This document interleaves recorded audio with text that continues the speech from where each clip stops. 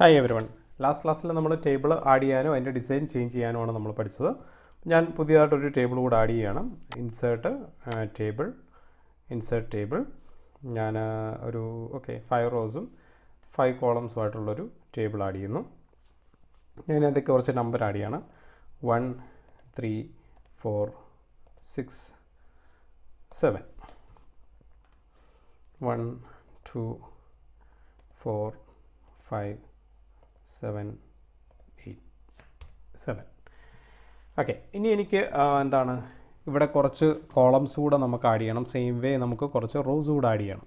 അപ്പം അങ്ങനെയാണെങ്കിൽ നമുക്ക് 3ക്ക് മുൻപിലായിട്ട് ഒരു കോളം കൂടെ ആഡ് ചെയ്യണമെങ്കിൽ നമുക്ക്, ഞാൻ നേരത്തെ കഴിഞ്ഞ ക്ലാസ്സിൽ പറഞ്ഞിരുന്നു, ഡിസൈൻ ടാബിൽ ഡിസൈൻസിൻ്റെ കാര്യങ്ങളാണുള്ളത്. ലേ ഔട്ട് ടാബിൽ ചെന്ന് കഴിഞ്ഞാൽ നമുക്കവിടെ ഇൻസേർട്ടിൻ്റെ ഓപ്ഷൻസ് ഉണ്ട്. Insert left. Okay, so left സൈഡിലായിട്ട് ഒരു കോളം ഇൻസേർട്ടായി. അപ്പോൾ ഞാനവിടെ 2 എൻ്റർ ചെയ്തു. 1 2 3 4 5 കൂടെ വേണം. ഞാൻ 4ലാണ് ക്ലിക്ക് ചെയ്യുന്നതെന്നുണ്ടെങ്കിൽ ഇൻസേർട്ട് റൈറ്റ് വേണം.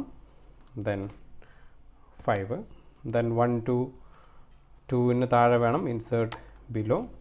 സോ ദെൻ 3 4 5 6 കൂടെ വേണം. സോ 7 ഞാൻ ക്ലിക്ക് ചെയ്ത് കഴിഞ്ഞാൽ ഇൻസേർട്ട് എബോവ്.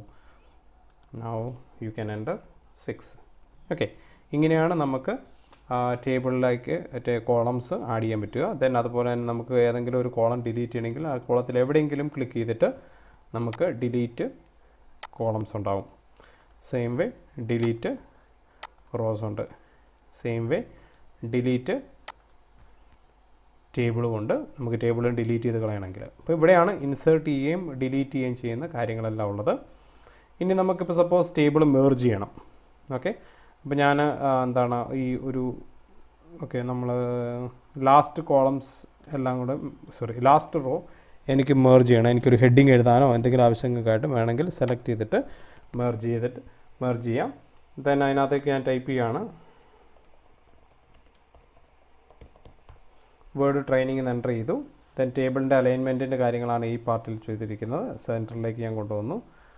ദെൻ ഡിസൈൻസിൽ പോയിട്ട് വേണമെങ്കിൽ അതിനൊരു ബാക്ക്ഗ്രൗണ്ട് കളർ എനിക്ക് കൊടുക്കാം.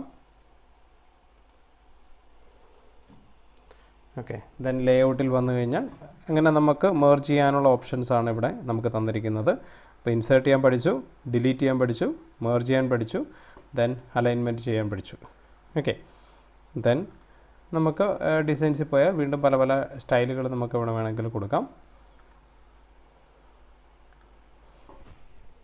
ഓക്കെ, അപ്പോൾ ഇങ്ങനെയാണ് നമുക്ക് ടേബിളുകൾ ആഡ് ചെയ്യാനും അതിനകത്ത് നമുക്ക് പല പല ആക്ടിവിറ്റീസ് ചെയ്യാനും പറ്റുന്നത്.